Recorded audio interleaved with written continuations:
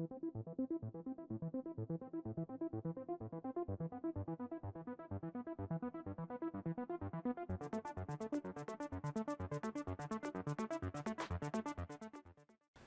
everyone, welcome back to the range. My name is Matt, also known as the king of 5.7x28mm, and we have an ammunition review today in 5.7x28mm. This is from Hornady, their black line. Ooh, tactical. A 40 grain VMAX, brand spanking new. Let's throw this guy on the table and talk about what we're going to do today. Now, in full transparency, I myself purchased 250 rounds of this from shields.com. They were the first to have this available that I could find. I do have an affiliate link through them. It earns me a sales commission, so if you're looking to pick up some yourself and you want to say thank you to the channel, that earns me a small commission and costs you nothing. Also, Hornady has put in an order for me for another 6 boxes of this, as well as their critical defense that we will have to review on a later date. Since 5.7 is one of my favorite calibers to test, we have a wide variety of barrel lengths that we're going to run this cartridge through to see what kind of velocity we can get from our pistol all the way up to our 16-inch barrel. It's around 50 to 55 degrees outside today. After we've done our velocity, we're going to do a practical accuracy test at around 25 yards using those various guns, as well as shoot some of this in clear ballistics gel just to see how it will do. We've shot the 40 grain VMAX in the past, and if we get above 1,800 feet per second or more, we get good terminal effect and penetration depths out of this. I do want to note that Hornady looks to be producing their own 5.7 brass. We have a Hornady head stamp on there. We have a case coating to aid in the extraction or cycling in our P90 magazines, whatever camp you decide to believe. I'm not sure what kind of coating that is, but it does feel a lot more slick than the factory coating. I also took some other measurements on our Hornady cases and discovered that they are lighter on average than our FN cases, and they also hold more water, almost a full grain more of water compared to our factory cases. So I wonder if the case walls are a little thinner. I apologize in advance about any of the audio quality. I lost the wireless microphone on mine, so the microphone is remote. We've got our 4.7-inch barrel. This is our PSA Rock.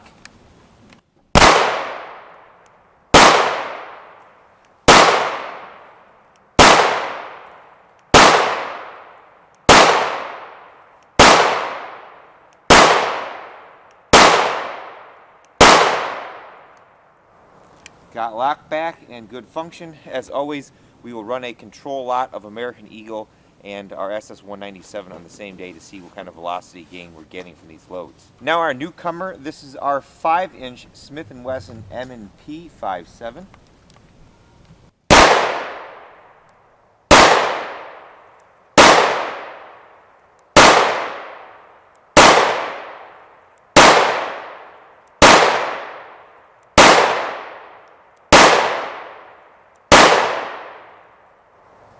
Not too bad, we're still getting lock back. I will note that these cases feel pretty darn slick and they seem to load fairly easily in all the magazines so far. And now our 5.2-inch barrel FN 5.7 USG.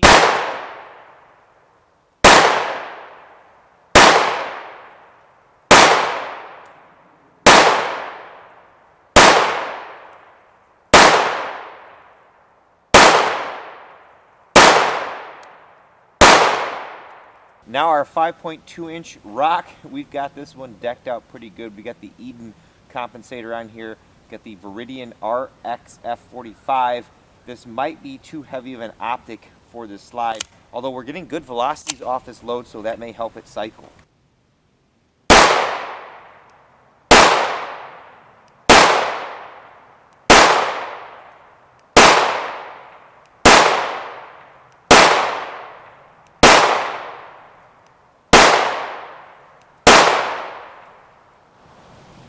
Looks like we got most of them on there. I think this optic is just a little too heavy for this, even with this increased velocity, but it seems to run once we get a little bit of heat into the gun.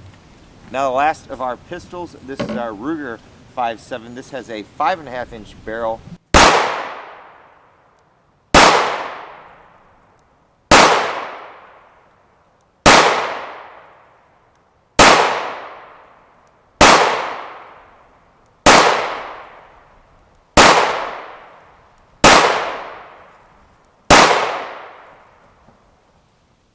And now we get into our PDWs. This is our 8-inch CMMG MK57. This runs off our radial delay blowback, one of my favorite 5.7 guns.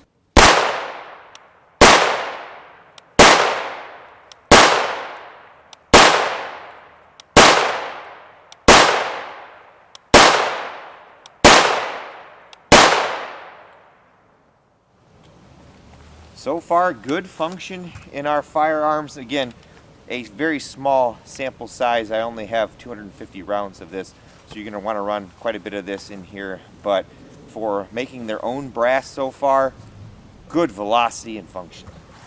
Another PDW, this is our 8-inch Diamondback DBX, one of the lightest and thinnest little 5.7 PDWs. It says an 8-inch barrel. It runs off of our FN mags, although I found that because of how the mag well is machined, that the Pro mags tend to run the best.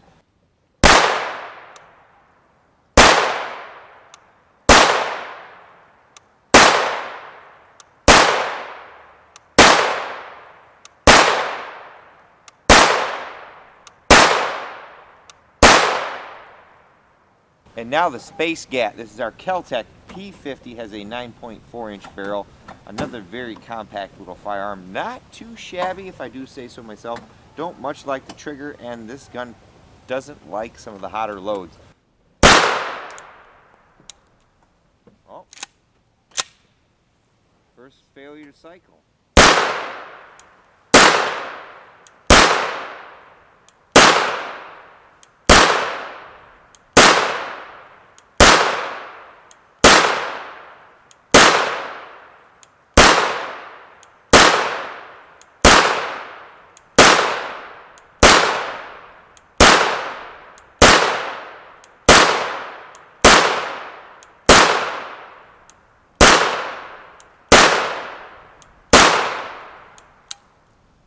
Now for the OG, this is our FN PS90 SBR 10.4-inch barrel. Probably what everyone gets into 5.7 on is this guy right here. Very, very nice little package.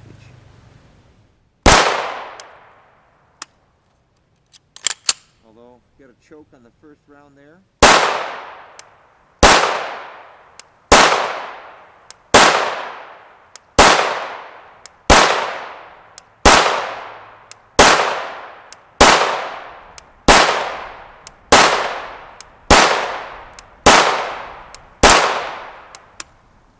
Another favorite of mine is our AR-57. This has a 12-inch barrel. I think the only downside to this particular setup is the lack of rail space you have for optics. Up top has a little side charging handle here.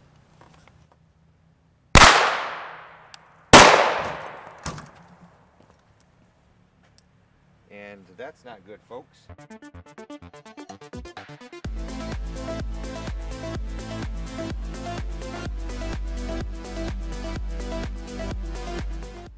And now onto our 16-inch. This is our Ruger LC carbine. The AR-57 is down for the count. We had an out-of-battery detonation because the case neck separated and the second round loaded in on top of it and fired.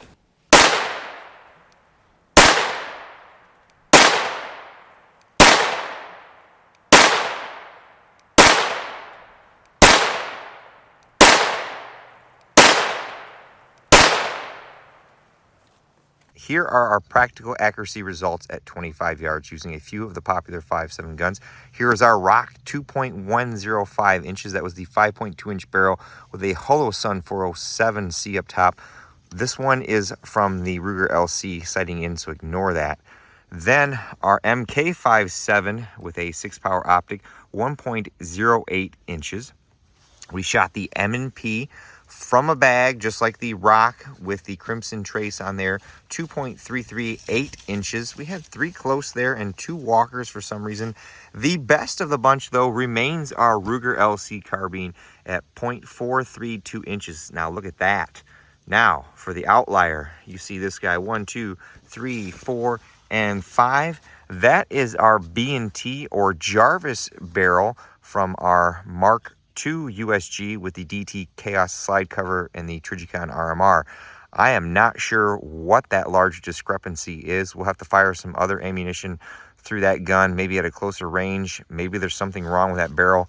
Your mileage may vary, of course. That little 40 grain VMAX tends to drive them right home, though.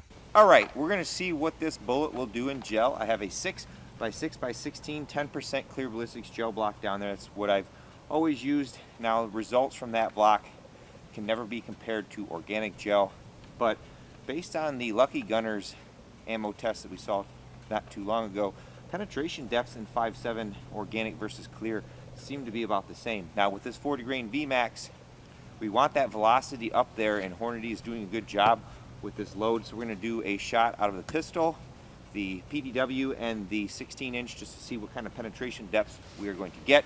We're looking for at least 12, if not upwards of 14 to 18. Shot placement.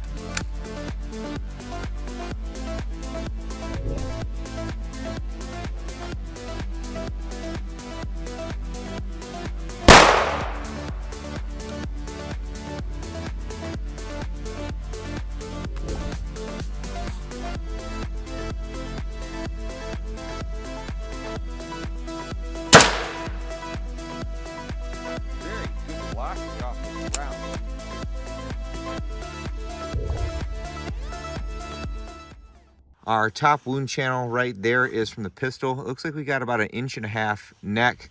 Some disruption, settles down, a little more disruption, and then we actually lost the jacket here at the 13.5 inch mark, and then there's just a little tiny base out to the 16. This is a non-bonded bullet. I would prefer it to be bonded, and it'd be interesting to see where those penetration depths would end up. Our wound track here in the foreground with a little longer neck, right around 3 inches, is the 8-inch. You can see a little bit of a tumble cavity or disruption cavity right there around 1 inch. There is our bullet tip. That penetration is all the way out to the 16-inch mark. You can see him right there. And then down here at the bottom is the 16-inch, about a 1-inch neck. You can see the little red tip right there. Have the largest of the wound cavities out to about the 6-inch mark, settles down. We have a little bit of fragmentation going on there, and right out to the 12.5 inch mark is our bullet. As I mentioned, for personal protection, self-defense, we want to see that over 12 inches. Looks like out of the 16, that's going to cause a little too much expansion for this particular bullet without getting a lot of fragmentation and going further.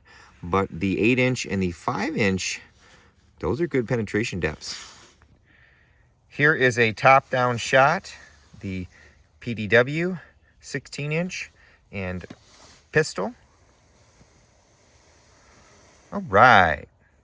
There are our marching orders. The pistol, PDW, and 16-inch. You can see we lost that core there on the pistol, but we got a little more penetration depth out of that guy. Very, very nice.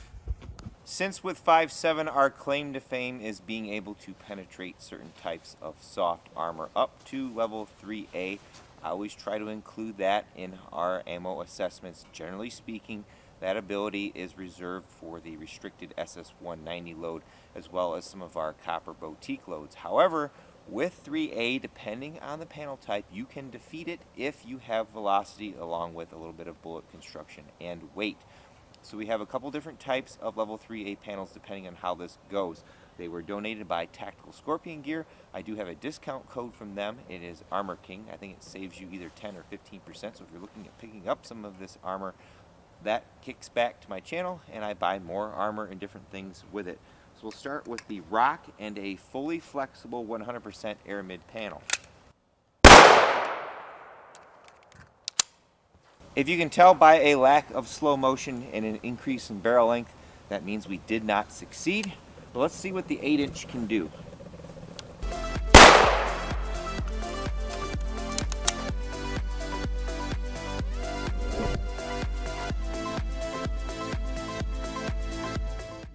Easy enough. Here was our pistol shot, and then here was our PDW. You usually should maintain about a 2-inch shot dispersion, so that's a little close, but I'll call it anyways.